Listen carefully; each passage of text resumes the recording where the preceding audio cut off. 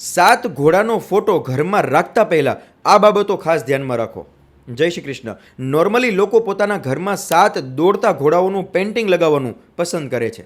વાસ્તુશાસ્ત્રની દ્રષ્ટિએ આ ખૂબ જ શુભ અને લાભદાયી પણ માનવામાં આવે છે, કારણ કે ઘોડાઓ એ ચંદ્રનું પ્રતીક છે. ચંદ્ર એ સ્વાસ્થ્ય અને મનના સંતુલનનું પ્રતિનિધિત્વ કરે છે. આ સાત દોડતા ઘોડાઓનો ફોટો મૂકવાથી આ બધી જ બાબતોમાં સુધારો પણ થાય છે.